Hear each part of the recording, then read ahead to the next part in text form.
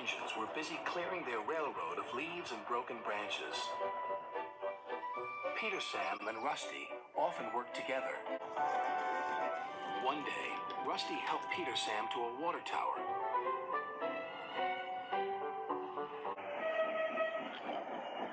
Peter, Sam felt much better after his long drink, but the freight cars were bored. Let's break away.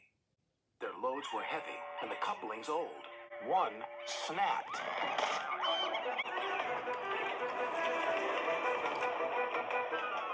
Faster, faster, shouted the freight cars. A sign read slow, steep bends and ravine ahead, but the silly cars never saw it. Then, it was too late.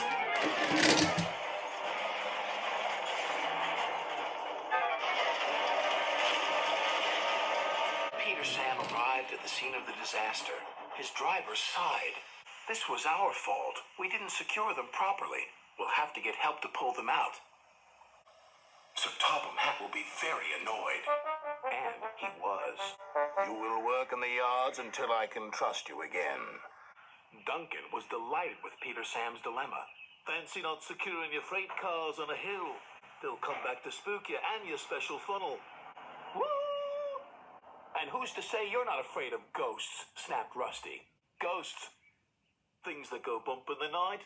Rubbish! Well, I'll tell you a story that will make your funnel quiver, Rusty said. A long time ago, a little engine was returning home. It was a misty, moonlit night. Suddenly, the engine lost control and plunged over the side into the swamps below.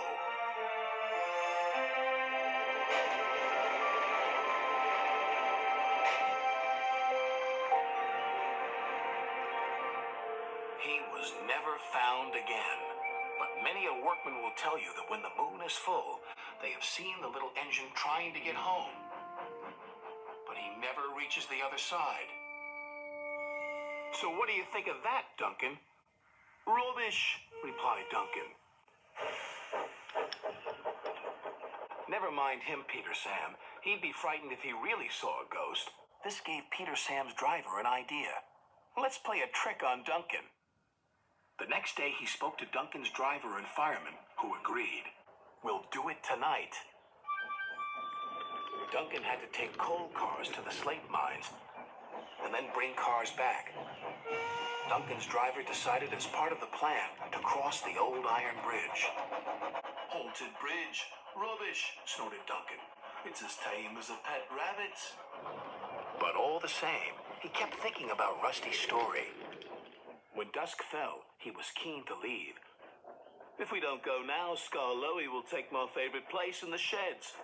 We have to collect our cars first, his driver replied. He could see their plan was working because Duncan was nervous. When night fell, they set off.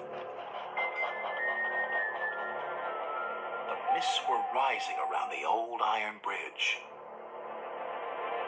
Duncan whistled, and the sound echoed everywhere.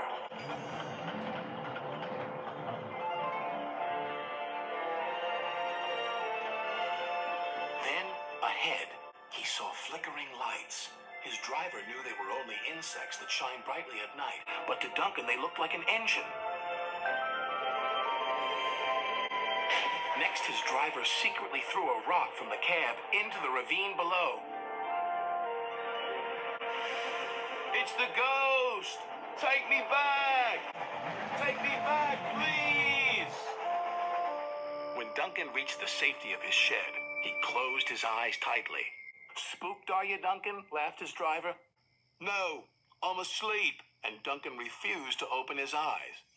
He did, though, when he thought his driver wasn't looking, just to make sure that he was still there.